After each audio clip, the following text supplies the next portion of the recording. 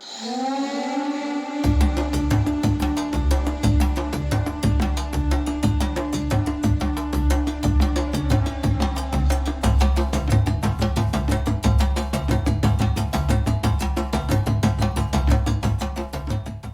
right. So, as I said this morning, there's 226 days before we leave to go to Israel. So the countdown is officially on, I guess. And I'm telling you, you turn around, it'll be here. I want us to begin by doing something we're going to do in Israel every day. As we start every day, as we close every day, we're going to do something that the Jews have done ever since the Second Temple period. So Jesus would have done it, disciples would have done it, and that is to say the Shema. Now, part of the reason why I want us to do it as a group is I want us to start our day getting in the culture of the Bible. And I've found, and I know when we've gone to Israel and we've done this, it's really impacted me. And at the beginning, you're going to be like, okay, I don't even know what these words mean. And by the end of it, you're going to be able to pretty much recite it, okay? And so, the central prayer of Judaism is based out of Deuteronomy 6:4. And there's a couple other spots in the Shema that you'll see. But Jesus himself prayed this prayer. When Jesus was asked, what is the most important commandment? You know what he said? Shema. So, when you say Shema, you must stand. So let's rise. Let's go to the next slide. Hopefully you can read it, okay? I will say it in Hebrew. You repeat after me. And then once we get to the English, we'll all do it together, okay? So, Adonai Eloheinu. Adonai Echad. Ve'ahavta. Et Adonai. Elohecha. B'kol. Levavka, Uvakol, Nafshaka, Uvakol, Meodeka, Ve'ahavta, Lauriaka, Kamoka. Amen. Here it is in English. Say it with me. Hear, O Israel, the Lord is our God, the Lord alone.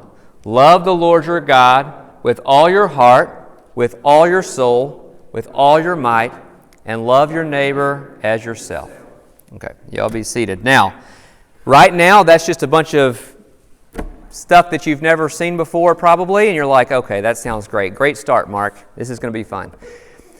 But I'm telling you, the more we do these sort of things, you're going to see why it's so important. Now, we're going to have this on a card for you, okay? So you don't have to necessarily memorize it. Now, if you want to memorize it, I can put it on the Facebook site and you can work on it beforehand. I tried to memorize it before I went, but I didn't know how to pronounce it, so I get up there and I'm like, wait, I was way off, you know?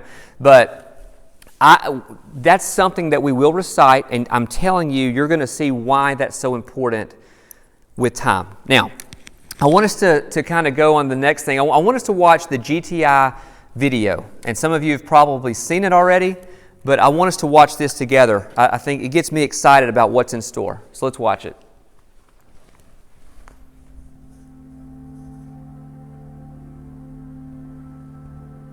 They say a picture's worth 1,000 words.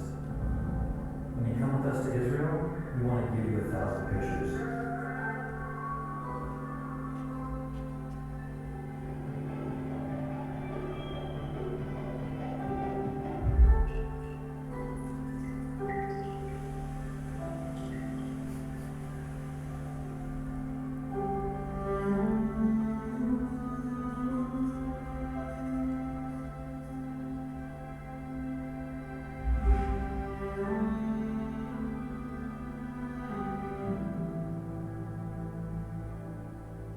Being here in this place, I start to realize how real it is to walk from street to street and how everything becomes really real and helps make scripture a lot more personal. It touched me with just my yearning for God.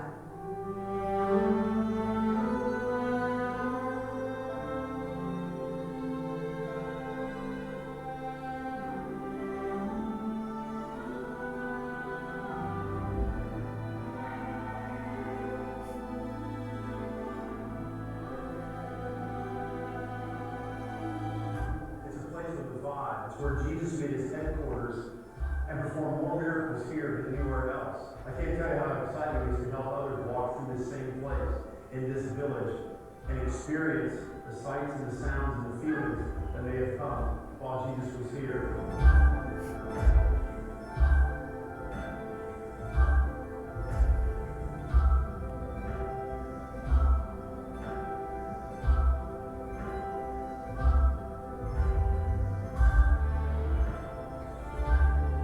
One of the best things, of course, is meeting the people on the tour itself. And we've met some wonderful people, and it's like family, and it's just a wonderful experience. There have been so many moments in the land when you come and the dots connect and everything just lights up in your mind of, oh yeah, I get it now. I see the place that I've read about so many times and I understand why Jesus said what he did.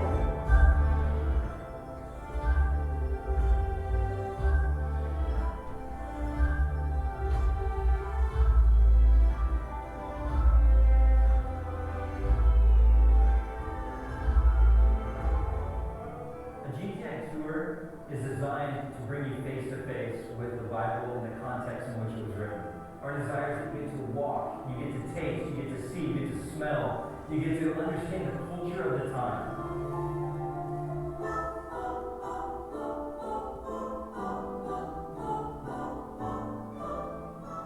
Our passion at GTI is bringing the land and the lessons of the Bible to life.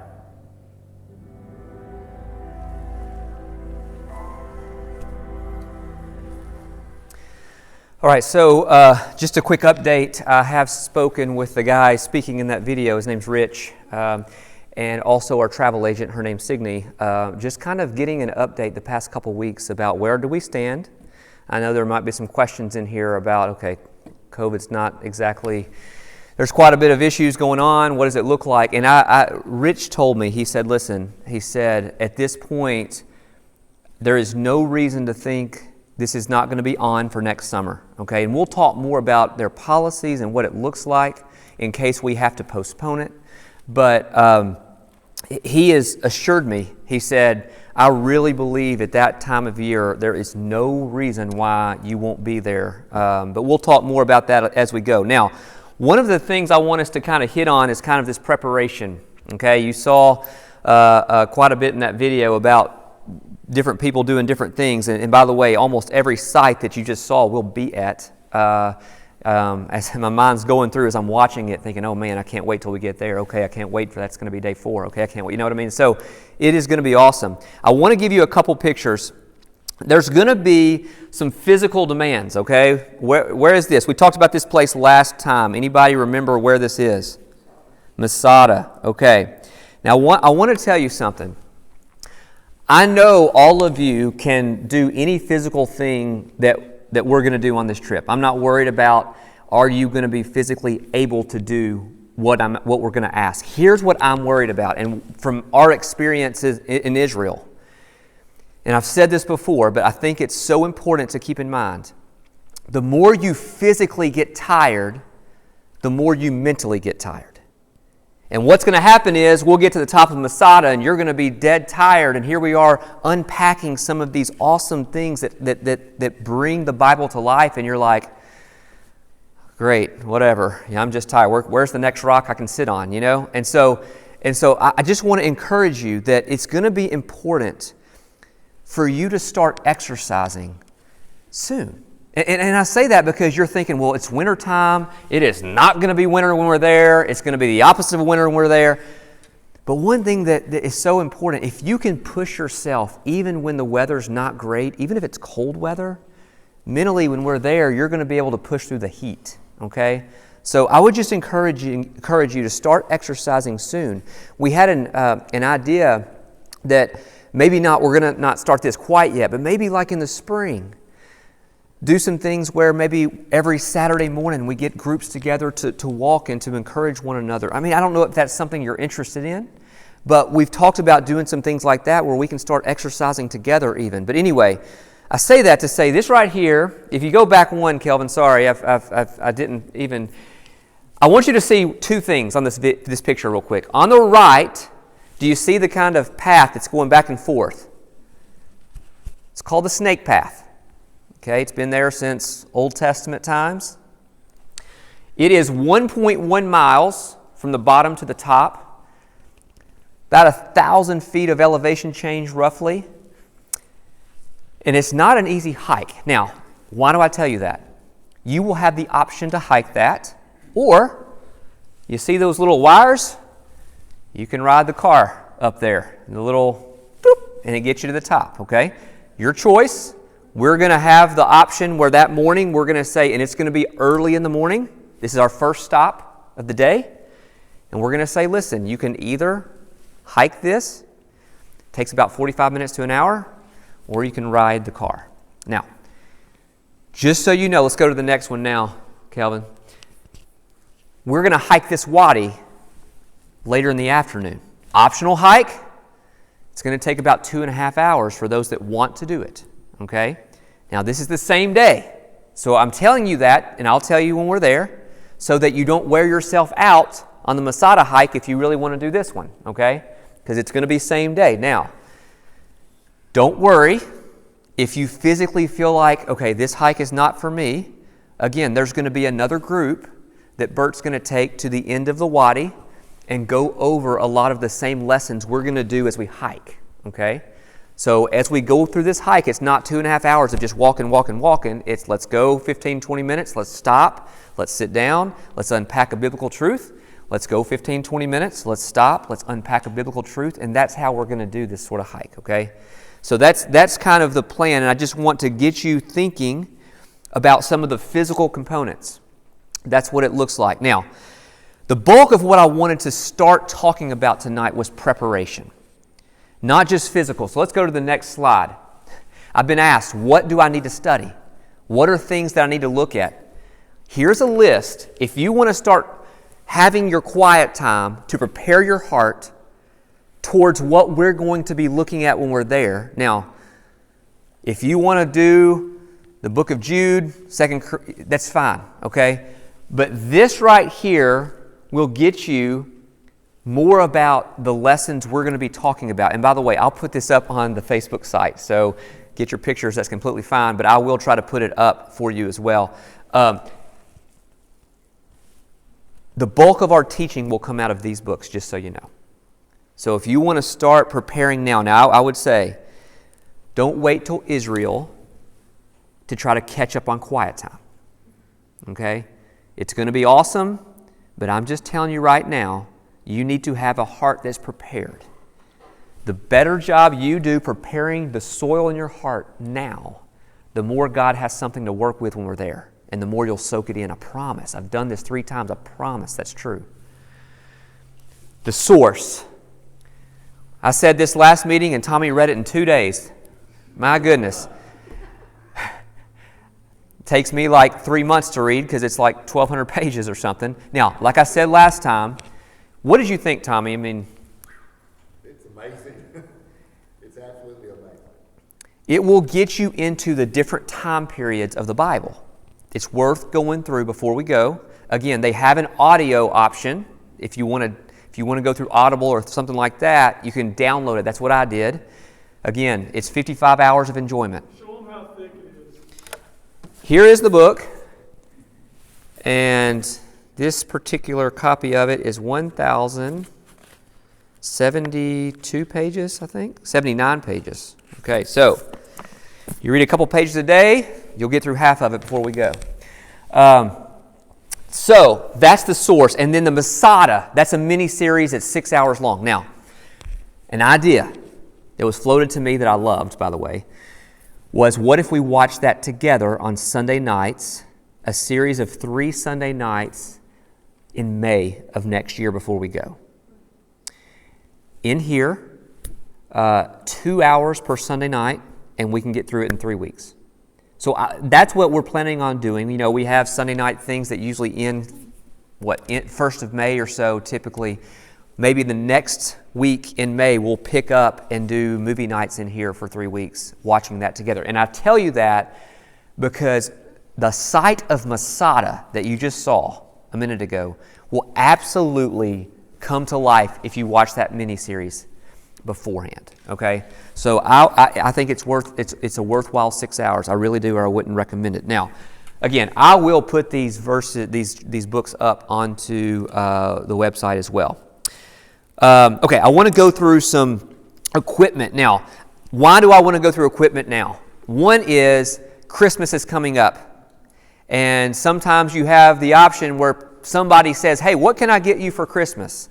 Well, I want to give you some ideas of things that would be useful. Plus, Black Friday. I mean, there's all kinds of deals right now, and so some of these things you might be able to find pretty soon. So let's kind of go through some things. I've got some pictures, and I've got some visuals too. So, hat. Now, I will tell you, I have my first 2 trips to Israel, I went on the cheap on my hat. And you start getting it wet, and you got a little floppy issue with the brim, and it just kind of eases its way down where you can barely see what we're doing. You know what I mean? So I would recommend a Tilley hat. This Tilley hat, it's worth the investment. I know sometimes you can find them. We found it on a pretty good deal a few months ago. But I recommend Tilley hat. It doesn't have to be that type of hat, but you probably do want one with a brim. Again, there's not going to be clouds the entire time. You are going to be in the sun the entire time. You need a brim. They even have the ones that kind of come down in the back and stuff to cover your neck. It's fine. I mean, do what you need to do. So that's the hat. Second, boots. I put some pictures up here because these are my first pair that I went in 2017 to Israel with. Okay, day 3, no joke. You can come up here and see the soles started coming off. Day 3, brand new pair of Keens. Okay. And I'm just telling you that because I don't want you going in 7-year-old tennis shoes that the soles are half there, because let me tell you, you'll have no traction. You're going to be on rocks the entire time. Now, I like the boots just because I get a little bit of support on the ankles, and I don't have the strongest ankles from all my sports playing days. And so I found that this type is best for me. Now, do you have to do the boots? No. There are trail runners. There are other shoes. Now, here's what I would recommend. Go to REI, go to Sun and Ski Sports, or go to Mountain High. Those are the 3 places that have people that can tell you this is what you need for your size foot, for your width foot, for Israel. Not all hiking boots are created equal. Some are for wintertime, some are for wet times, and some are better for dry, hot climates like Israel. And what I like about REI and what I like about Sun and Ski Sports and places like that is when you try them on, they will fit you, and then they have this like rock thing that you can step on to say, okay, how's it going to feel as I'm going downhill on rock? Because you will do that in Israel. And you can make sure it fits properly. So don't just go on Amazon and say, okay, that's a good deal. Let me just order that one. I would recommend going to REI, Sun and Ski Sports, or Mountain High. Those are the 3 places that will fit you, okay? Now, I would also recommend this not be your only pair of shoes, because you're going to get back late in the day, you've been sweating, you're stinky and smelly, you're gross, and you're going to want a nice pair of shoes that are not your boots to go to dinner in or whatever else. And so what I do is I take a lightweight pair that I use on the plane. And by the way, just so you know, I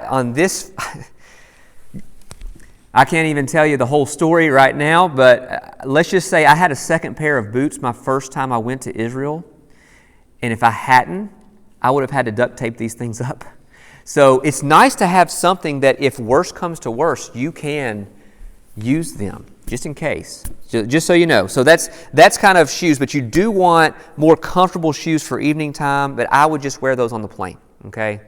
Now, if you buy Keens, if you buy Merrells, if you buy some of those, what Bert found out the last time is you may not like the insoles because they have just generic insoles.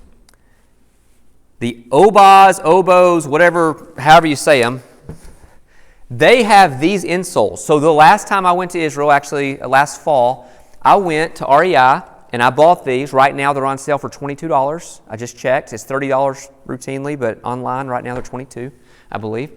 And they were very comfortable.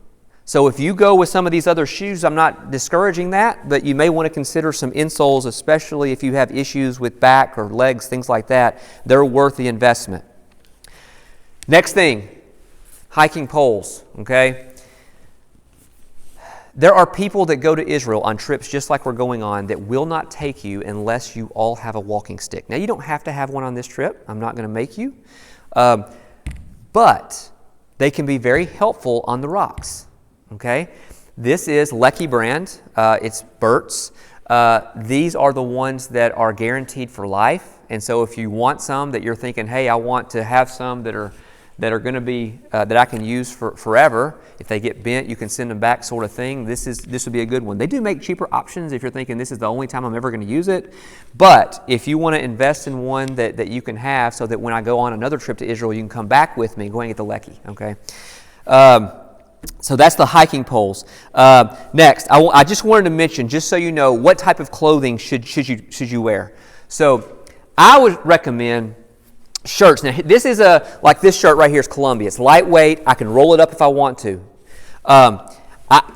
Here's another Columbia shirt that is more of a long sleeve version that's lightweight again. And I like these type of shirts. Now, you're thinking long sleeves in July in Israel at the equator? Yes. You're going to have to put on sunscreen like every hour. Now, you can do that. I've actually worn these type of shirts, these short sleeve shirts, and actually most people wear this over there, and that is completely fine. But if you're kind of fair skinned like me and you forget to put on sunblock as much as you should, it's just safer to wear long sleeves. So that's kind of your option. And the very first time I went, there was a guy that was wearing this type of shirt the whole time, and I was with a bunch of youth. Let me tell you, youth will try to wear as little as they can. And so towards the end of the trip, I looked at him as we were hiking one day. I said, so how have you liked wearing the long sleeves? Because I didn't think about it. Like, I wore short sleeves too. And he said, I'm telling you, he said, it's a lot cooler than you think. He said, because you start sweating a little bit, and he said the air gets in there, and he says, to me, it's a lot cooler than wearing short sleeves. So I say that to say those are kind of some options for shirts. I think the next slide, I recommend some of the type of fishing pants that zip off. There's going to be places that we go where you have to wear some type of sleeves. It can be short sleeves that you can't be cut-offs, and you have to wear pants. I will tell you before we go to them which days those are, okay, or which places those are. But you could wear these type of pants that you can always zip them back on and keep them off when you want to. I mean, that's just one option. These are the type of pants I usually wear pretty much the entire time. I do have some shorts that I do occasionally wear too, but I like these type of pants. That's kind of what I try to do. Next thing, I think it's on the slide, but we do recommend some water shoes. And by the way, you're going to get a full list of things as we get closer. I'm just, again, giving you things in case you want to start looking at stocking up. Water shoes, I mean, you can go to Walmart and get just cheap version. It's fine. We're not going to use them a ton, but we are going to do some things where we're going to be hiking through water. And you'll probably want water shoes. You can wear your boots. Fine with me. I'm going to wear my boots, but you can wear water shoes if you'd like. So that's something else. Next thing is socks. I probably should have mentioned this as I was talking about the boots. No cotton socks, not a great idea. When you go to REI and these places, they will show you what type of socks they recommend for places like Israel. Just so you know, they'll probably tell you liner socks are a good idea. These are up to you. This particular liner sock is cheap and slick, and I couldn't stand wearing it. There are some liner socks I have that are much better, give better traction. But if you get these, you can have these if you want them, by the way. I'll give them to you.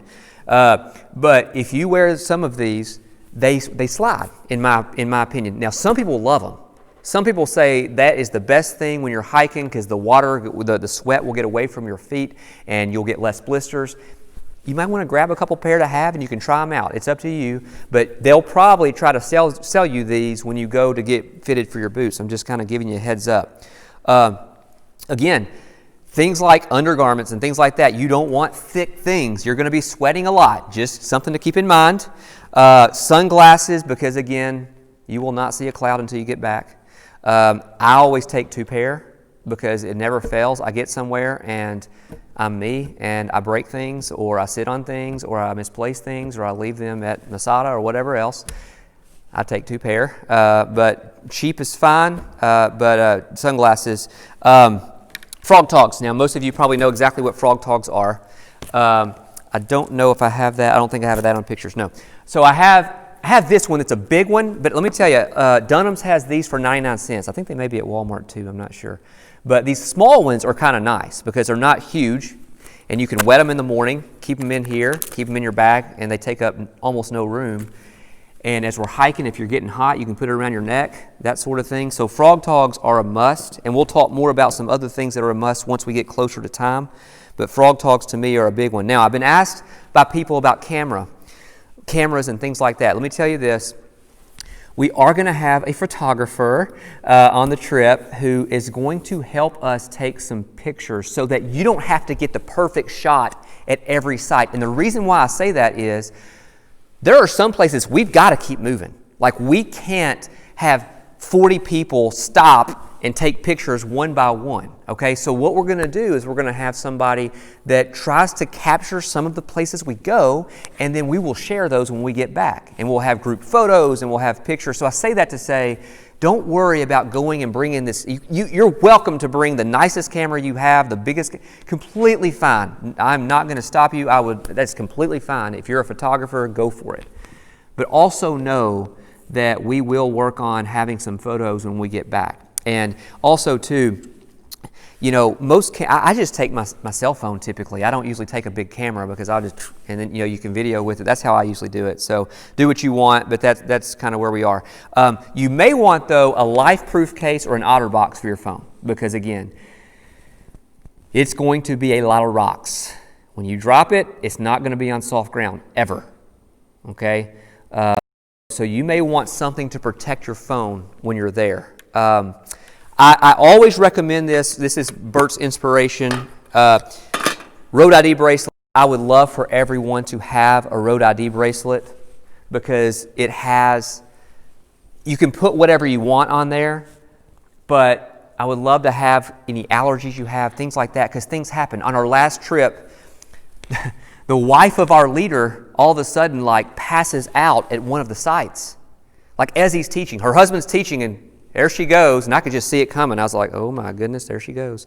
And things happen. My very first trip, I may have told some of you about this. We had a guy,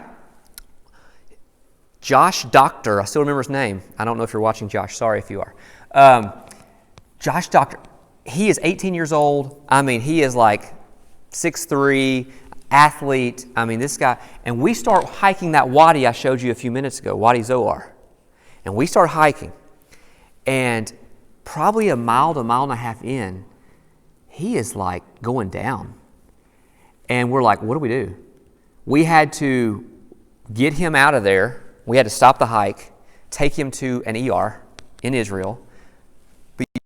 And again, in his case, he was responding and things, but I'm telling you, it's kind of nice to know what you're allergic to. So, Road ID bracelet, would love for you to get one if you don't have one before we go. That would be very, very helpful for sure. Things like, you know, just think about other things that you might want as we travel, like the AirPod type stuff, things like that. Those aren't cheap. Hey, Tim. Thanks for joining us. We actually started at 5:30, but, you know, or 6 or whatever time we started. Now, but the AirPods would be a great Christmas gift for travel. I mean, they're not cheap, and if somebody, and anyway, I'm just mentioning things that you might want to think about. Two more things I want to mention. One is some type of battery pack. Now, this one I bought, it has solar panel.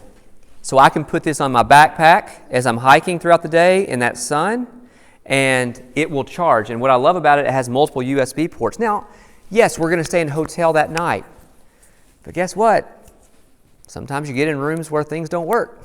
And I like to have backups. That's just me, because you're going to want to have your phone charged. You're going to want to be able to talk to people back home. You're going to want to be able to take pictures and things like that. So that's something to me that's important. And last thing that I wanted to mention, I've been asked about suitcase. You will all only be able to have one suitcase, just so you know. One suitcase. There is not room in the big bus for all of us to have multiple suitcases. You can bring one that's hardback. You can bring this type. But one suitcase, again, as airlines go, they want it 50 pounds or less. But one suitcase per person. Now, you can also bring a carry-on. Again, all of you will get this backpack. It's an Osprey hiking backpack. It has a bladder in it. It has all kinds of stuff. all get this. You can use this as your carry-on, or if you want something a little larger, what I've done with this is I've packed it in my suitcase, just folded it up and packed it, and then I had a large, okay, and that you're welcome to do that for sure too. But that's what you can have, but only one. Now, one thing to remember though, if you get just a basic duffel bag, one of the stops we're going to have in our trip is we're going to stop at a store in Bethlehem. And these places have custom woodwork sets that are incredible, okay? Like nativity sets. And I'll explain, I will, by the way, I am so sorry of how I am going to wreck your Christmas while we're over there, okay? Some of you have had a taste of it as I've taught in a cave before, but I am going to completely wreck your Christmas while we're over there as we put it in context. But we're going to go to a place that you can get some things that brings the culture into play in the Christmas story. And you may want to buy it. Now, if you have a duffel bag that's not hard, it may not make the trip back with you. It may not last. Now, you can carry it on, but just something to think about. Okay, let's keep going. I know we've got a few more things to cover. About Wi-Fi, like phone plans. Let me just go ahead and hit that real quick, okay? I never get a phone plan. They do have them, though, but I don't get any kind of Israeli phone plan, things like that. I don't call my... Here's why. You have Wi-Fi on the bus. You have Wi-Fi in every hotel, okay? We leave from Chicago at 9:40 p.m. on June 30th. Every flight that I've ever taken to Turkey is at 9:40 p.m., I think. It's always, matter of fact, they don't even open up that wing until kind of late in the day. So why do I tell you that? As you find your way to Chicago, different ways of doing it. I've looked up many of the flights. By the way, right now you can get a round-trip flight to Chicago on American Airlines for about $170, I believe. Okay, that's including fees and everything. Probably not your bag check, but everything else. But we need to be there, Signe said, 4 hours before. So you need to be in Chicago by 5:40 p.m. Part of that, they've been doing this a long time, is you don't want to be, oh no, am I going to make it? So 4 hours before, get to Chicago. Now, fast forward to as we come back to Chicago. We get into Chicago at 5:35 p.m. on July 11th, okay? 5:35 p.m. Signe recommends 3 hours before, and here's why. You have to go get your bag. You have to go through customs and all that fun stuff. You have to go get your bag. Got to go find whatever terminal we're on. Recheck your bag. Get to the terminal. All that fun stuff. So they recommend 3 hours. I've done it in less. Sorry, Rich, if you're watching, but I've done it in less. But they do recommend 3 hours. Okay. So that's kind of what you're looking at. If you want to start looking at tickets, go for it. That's kind of what we're looking at now. Let's go ahead and go to the next screen, our adapter 2. So all that, you don't have to buy any of that sort of thing, okay? That's all coming to you. Now, let's keep going because I need to hit the course and things for sure. So let's look at this. Now, starting, I'm hoping, I have no idea what's going to happen with COVID. I would love, starting maybe mid to late January, to start on Sunday nights going through some things to prepare us together for Israel. Now, for those of you that can make it, you don't have to come to that. It's completely optional. GTI has a course. Go ahead and go to the next slide, please. It's a tour preparation course, and you're going to get the link to this, okay? There are videos. They have recommended reading that you print off, and it's all phenomenal. What GTI says, and I believe it 100%, they said if you go through this and you prepare yourself, it makes such a difference. So I would love for all of us to do it together on Sunday nights for those that want to. Okay, now, we may have to do it through Zoom, depending on what COVID does. I don't know, but that's going to be something I would love to do together. Next, almost finished, guys. This is the policy. So cancellation policy is what I want to highlight. This is on GTI's website, okay, gtitours.org, okay? So I talked to Rich, and he said, I just want you to make sure that they understand the cancellation policy. See, pre-COVID, when you did your $500 deposit, you never got it back, period. If you decided you wanted out, you didn't get it back. Now, if you took out travel insurance, maybe, but you don't get it back. What they've done with COVID is this. They have said there's a $200 administration fee if you decide that you're not going to go with GTI. Now, here's what he told me. He said the reason for that is we have employees that have to get paid, and they're working hard for you. They are getting airline tickets. They are working for you, whether you see it or not. And he said, we have to pay them. Now, I say that to say, let's say we get together. It's February. By the way, you will not have to pay another dime before we know for sure that this is on, okay? So our next time we pay the next installment, I think, is late February. We will know by then. Rich and I we're not going to wait till the last second to make a decision. Rich has told me that, okay? Here's what happens. If you decide, this is what Rich told me this past week, if you decide that, okay, I'm just not going to go ever with GTI, you get everything back minus $200, okay? If you decide you want to come with us as we postpone it, because by the way, I'm doing this one way or the other at some point, unless God brings me home first.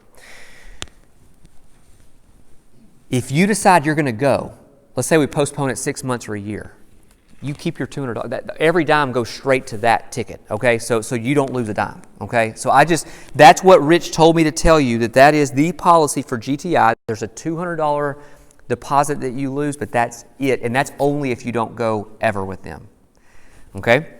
I think there's another one on there. This is travel. I've had lots of questions about travel insurance. These are the 3 companies that GTI partners with. Now, you don't have to use these 3. There's other ones you can use too. I went on there just to see. And by the way, it depends on what type of insurance, how good of insurance you want. There are different plans. I think the cheapest I found was $170 maybe for the entire trip. And let's say there was a death in the family before, that would be covered. But if you just said, you know what, I don't think I want to go with Mark. He's not going to be very fun to be with. That doesn't cover it. Okay, there are some policies it would if you decide to back out the last second, but just the general policy it does not cover. So just so you know, you can go to gtitours.org. You can click on them. You have to put how old you are and all that fun stuff in there, okay? And it'll give you a price for the cancellation for all that stuff, the insurance. Go ahead and go to the next slide, Kelvin. I just want to, as we kind of get close to finishing, I just want to get you back to Israel. Showed this picture last time. This is a special place. I love it. This is the most hotly contested piece of property on the earth. And we'll be there. And I'm telling you, it is absolutely incredible. I just want to keep encouraging you. As we get bogged down on stuff to bring, let's come back to why we're doing all this in the first place. We are going to be in the land of the Bible, live, on location, where a lot of these events actually happen. It is incredible. It is incredible. I can't encourage you enough to please, and especially the ones maybe watching on video, go ahead. If you have questions, send them to me. But if you're going to go, I would encourage you to go ahead and sign up pretty soon. Again, January 1st, the price goes up by $100. So I would encourage you to go ahead and register now or as soon as you can. We will have our next meeting, by the way, sometime in the spring. I don't know when. And we have a lot of other things I want to cover, but I want to wait till then to cover them. But I wanted to kind of give you a taste of things to be preparing for now and things. So I'm going to open it up for any questions or clarifications or anything at all that you have as we've gone through this. They are Bert's. So yeah, so it does, and these do, so this is what you want though. You do want one that will collapse and stuff, because guess what? You got to get it there, and it's kind of, so yeah, you want one that, and obviously they almost all do. Okay, great question, thank you. Here's what I do. What's the question? The question is, how many days closed do you take? I'm sorry, I told you, I forget to restate the question. How many days closed do you take? And the answer is, what I was told on our trip is you probably want to take enough for about half the trip, and halfway point, wash them. And again, I told you last time, I'm an overpacker, okay? You don't want to overpack. we're not staying in the same hotel the entire 9 nights, okay? We're going to be in different hotels many, many nights. You can look at the itinerary yourself. And the reason for that is we're going all over Israel. We're going to be in the south. We're going to be in the north. We're going to be all over. You want to have something that you'll be able to get in and off the bus. It's underneath the bus. But something, so that's why you might want one like this that rolls. You might, that sort of thing. Think through that. But I take enough for half of the trip. Again, when you come back, you may have souvenirs. I guarantee you will have rocks. I have brought home so many rocks from Israel, but they will weigh it down. So here's what I always do. I always get way too many snack foods because I think, well, what if I don't like their food? Or what if I get hungry as I'm hiking? And I always take all these. And then the last day, what I always do, I have a little tradition. I leave the food in the middle of the floor as I'm packing, and I leave.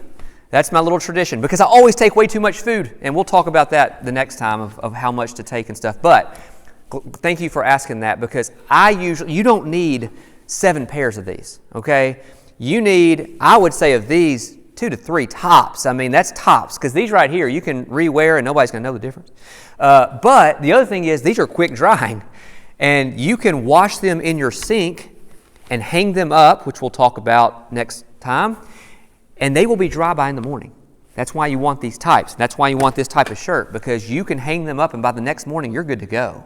So yes, you don't need a ton of clothes. Don't go out and buy 7 pairs of something, okay?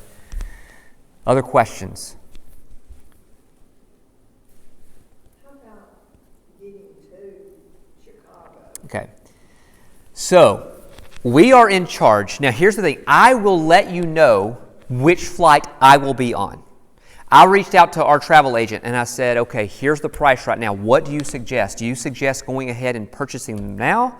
Fuel prices will probably be going up. Do we need to? And she said she would probably hold off just for the short term. American Airlines did a buy one, get one free, a week ago, I believe. Well, unfortunately, it was a 24-hour deal or something like that. So missed the window. But that's part of the reason why I think she said their airlines are struggling. They're trying to fill their flights, so they may come up with different things that will get us there even cheaper. Southwest, you can't even book out until April right now. That's it. Like you can't book out till June. Will they have cheaper flights? Probably.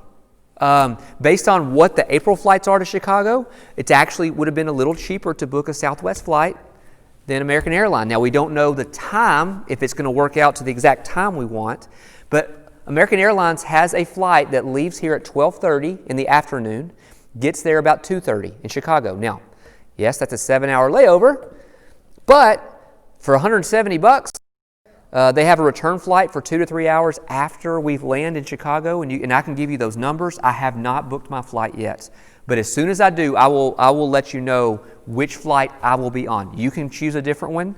One thing to know, we will probably meet up in Chicago and have a quick little thing together in Chicago before we even get on that flight. A quick little, even a little lesson a little bit. Okay, I have some things in mind I want to pass on before we even go to Turkey, okay? Before we even go on to Istanbul. So we will talk about that. But yes, I will let you know more details. Now, there might be somebody that wants to drive or something. That's to Chicago. I mean, 8 hours, you can do it if you want, but the flight is actually very reasonable right now. So there's a Frontier Airlines is another one that's not overly expensive that I've heard that is just a basic option to go to Chicago. So anyway, other questions at all? Did that answer? Is that good? Okay.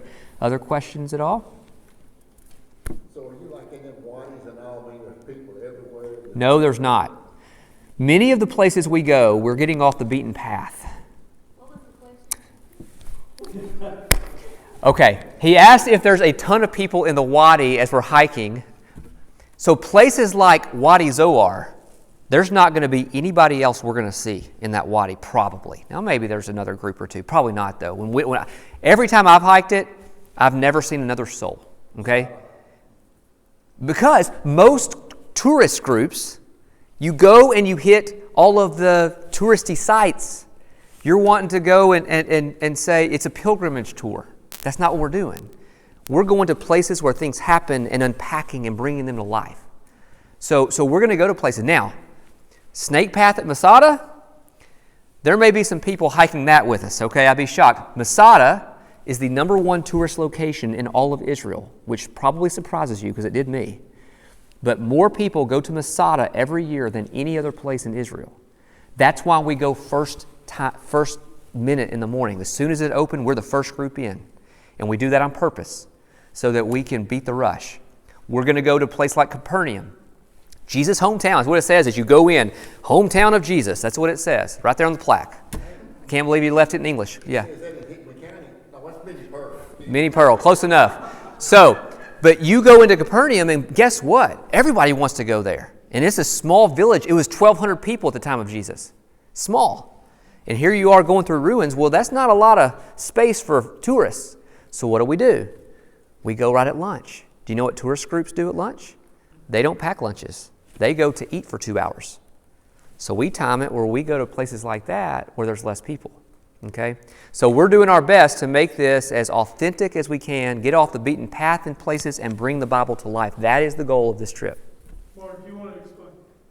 Those two hikes, the Oh, Wadi yeah. and Masada, that is the toughest hiking day if you That- choose to do that. That will be the toughest day. You don't have to do either, or you can do both, or you can pick one.